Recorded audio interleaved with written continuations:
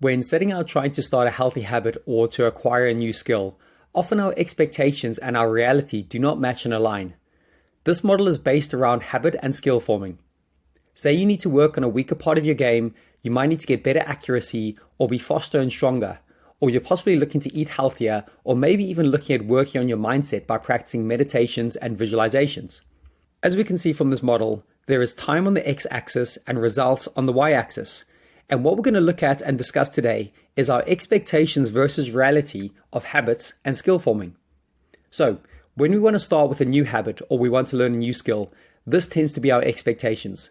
A nice straight line over time where we're going to work on things and our results will improve as we work on them. But in reality, this tends to happen.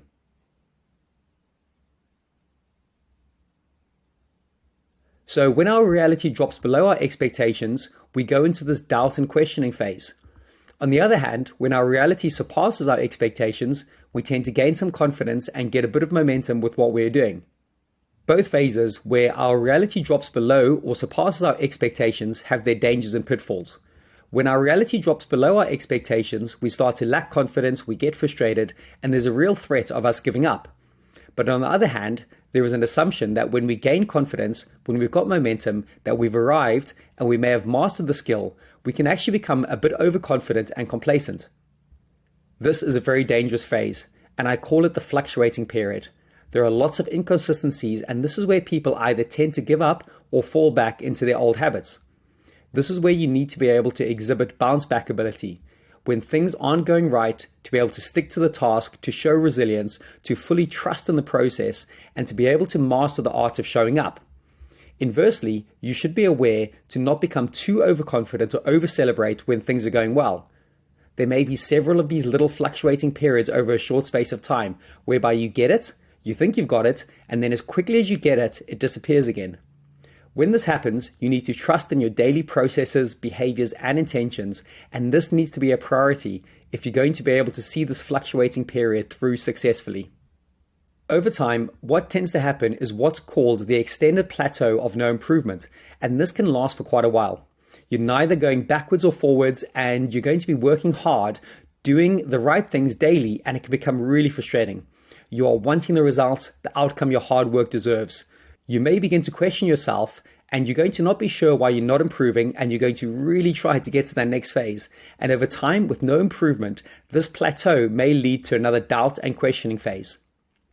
In my personal and professional experience, there tends to be a slight dip over the course of a few sessions or days right before that big launch and that breakthrough.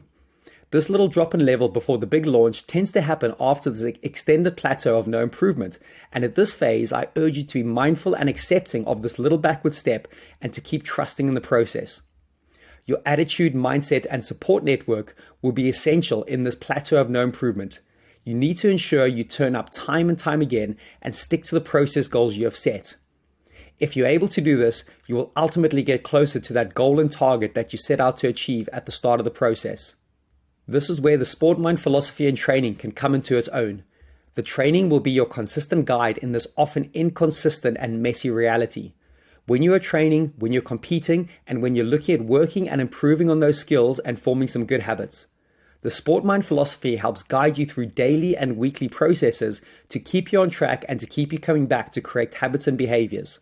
Goal setting, accountability, intentions, and trusting in the process goals will help you in that doubt and questioning phase, but it will also keep you grounded and focused in the confidence and momentum phase. In closing, know that the journey you are on for self-improvement is rarely linear. The highs and lows are part and parcel of trying to achieve anything worthwhile and lasting. Can you embrace them and be flexible and fluid with them, rather than being too rigid so you break? Can you flow and move like water does? Because each high and each low you experience and make it through adds layers to yourself that can be used positively later down the line.